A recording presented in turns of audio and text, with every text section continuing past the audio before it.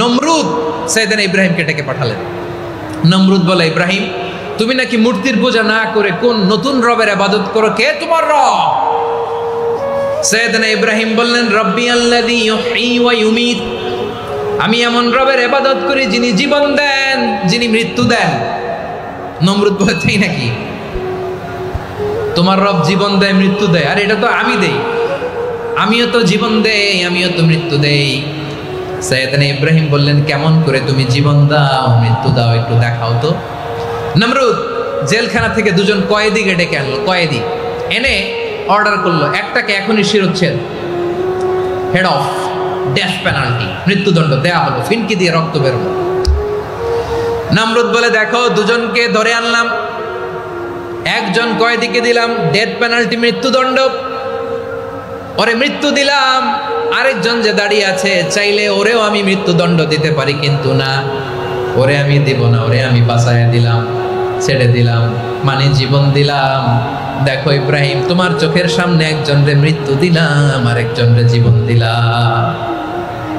আপাত দৃষ্টিতে তাই তো, একজনরে তো জীবন দিল, আরেকজনরে মৃত্যু দিল। সাইয়েদনা ইব্রাহিম এবার বিপাকে পড়ে গেলেন, কিন্তু এক একজন নবীকে আল্লাহ এমন উইজডম বিচক্ষণতা দিয়ে এই জমিনে পাঠিয়েছেন, মুহূর্তের মধ্যে আল্লাহর খলিল ইব্রাহিম বললেন, ফাইন্নাল্লাহা ইয়াতি বিশ-শামসি মিনাল মাশরিকি ফাতি বিহা মিনাল মাগরিব ফাবুহিতাল্লাযী কাফার।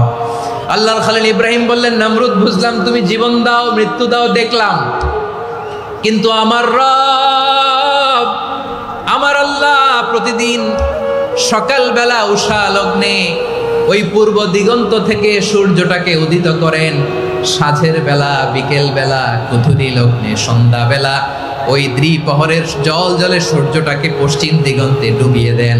মানে সকালবেলা পূর্ব দিক থেকে উদিত করা সূর্যটাকে পশ্চিম দিকে বিকেলে তিনি ডুবিয়ে দেন। তুমি যদি পারো ওই সূর্যটাকে পশ্চিম দিক থেকে উদিত করে পূর্ব দিকে ডুবিয়ে দাও। সুবহানাল্লাহ পড়বেন না? দেখেন, ইনস্ট্যান্ট ইন্টেলেক্ট, মুহূর্তে বিচক্ষণতা, উইজডম কাকে বলে? নমরুদ পারবে? নমরুদের বাপ পারবে? ওর দাদা, ওর 14 গোষ্ঠী, গোটা বিশ্বের সব ক্ষমতাধর রাষ্ট্রনায়করা একসাথে হলে পারবে?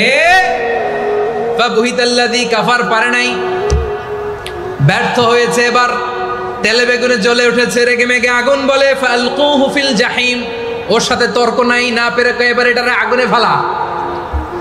বিশাল বিশাল গাছ কেটে লাকড়ি এনে আগুনের কুণ্ডলি বানানো হলো, দাও দাও দাও দাও করে আগুন জ্বলে।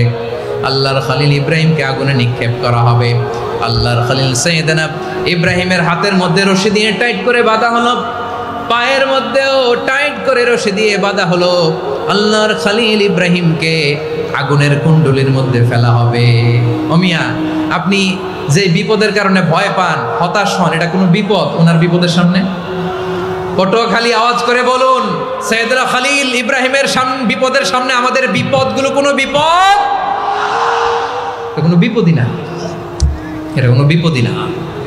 হাত পা বেঁধে টাইট করে নিক্ষেপ করা হবে, সিম্পলি ফেলা যাবে না, কারণ দাও দাও করে দ্য ব্লেজিং ফায়ার, এমন আগুনের কুণ্ডলি, কাছে যাওয়া যায় না, আগুনের উত্তাপে নিক্ষেপ করা হবে। হাতে রশি বেঁধে, পায়ে রশি বেঁধে আল্লাহর খলিল ইব্রাহিম আলাইহিস সালামকে আগুনের মধ্যে নিক্ষেপ করা হবে। আহা, এটার বলে অগ্নি পরীক্ষা। উনি অগ্নি পরীক্ষার সম্মুখীন হয়েছিলেন, এজন্য কঠিন পরীক্ষাকে আমরা অগ্নি পরীক্ষার সাথে তুলনা করি, ঠিক কিনা? সাইয়েদনা জিবরাইল এসে বললেন, ও আল্লাহর খলিল, ওরা তো আপনার হাতও বেঁধে ফেললো, পাও বেঁধে ফেললো, নড়াচড়ার সুযোগ নাই, বলেন আমি জিবরিল ফেরেশতা আপনার জন্য কি করতে পারি? আল্লাহর খলিল ইব্রাহিম বলেন, ও জিবরাইল, তোমার কাছে আমার কোনো চাওয়া পাওয়া নাই। সুবহানাল্লাহ বলেন, তোমার কাছে বলার কিছু নাই, তোমার সাহায্যের আমার দরকার নাই। সাইয়েদনা ইব্রাহিম আলাইহিস সালামকে হাতে পায়ে রশি বেঁধে, হাত পা বাঁধা অবস্থায় জ্বলন্ত অগ্নিকুণ্ডে যখন নমরুদের দলবল নিক্ষেপ করবে, আল্লাহর খলিল কিভাবে নিজেকে আল্লাহর কাছে সঁপে দিয়েছেন, পটুয়াখালীর ভাইরা খেয়াল করে শুনুন। হাত পা বেঁধে আল্লাহর খলিলকে যখন নিক্ষেপ করা হবে, তিনি মুখ ফুটে বলে ফেললেন, হাসবুনাল্লাহু ওয়া নি'মাল ওয়াকিল। ওয়াকিল, আমার জন্য আল্লাহই যথেষ্ট, আমার জন্য আল্লাহই যথেষ্ট। তিনি আমার সবচেয়ে বড় গার্ডিয়ান, তিনি আমার সবচেয়ে বড় অভিভাবক। জিব্রাইলের সাহায্যে রফারকে ফিরিয়ে দিলেন। দুনিয়ার বুকে কারো কাছে কিছু বলেন নাই, মুখ ফুটে বলেছেন হাসবুনাল্লাহ। ও আমার পটুয়াখালীর প্রাণের ভাইয়েরা, খেয়াল রাখবেন, কোন বান্দা তার হাতে থাকা সব চেষ্টাটুকুন করার পরে মুখ ফসকে মুখ দিয়ে যখন বলে ফেলে হাসবুনাল্লাহ, বান্দা যখন হাসবুনাল্লাহ বলে ফেলে, ওই ব্যাপারটা ডিল করার দায়িত্ব স্বয়ং আল্লাহ আরশের উপর থেকে নিয়ে নেয়। আপনি যখন বলে ফেলবেন হাসবুনাল্লাহ, এটা ডিলিং করবে কে তখন? চিল্লায় বলেন না, তিনি কে?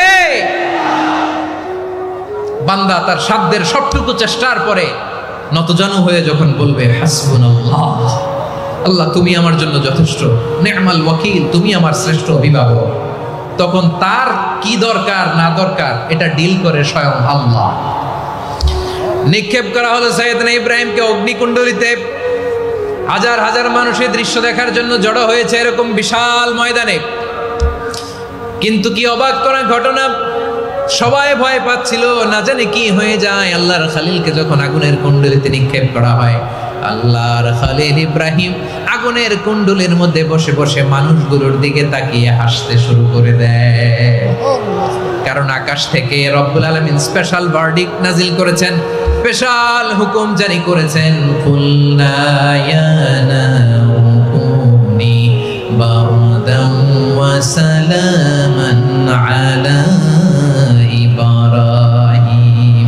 ও আগুন খবরদার, সৃষ্টি শুরু থেকে তোকে একটা ধর্ম আমি বাতলে দিয়েছিলাম, তোর ধর্ম, আগুনের ধর্ম হলো যা পাবে জ্বালিয়ে সারখার করবে।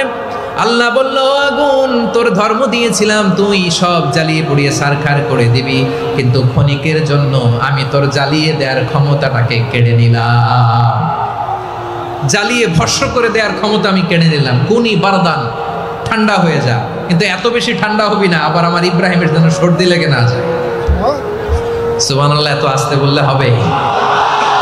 কুনি বারদান, বারদ মানে বরফ, ঠান্ডা, ঠান্ডা হ, কিন্তু এত ঠান্ডা হবি না যাতে আমার ইব্রাহিমের কষ্ট হয়। আগুন বলে, আল্লাহ একবার বললাম ঠান্ডা হ, আবার বলো এত ঠান্ডা হবি না যাতে খালিলের সর্দি না লাগে। কেমন ঠান্ডা হব, কেমন এনভায়রনমেন্ট তৈরি করে দেব বলো?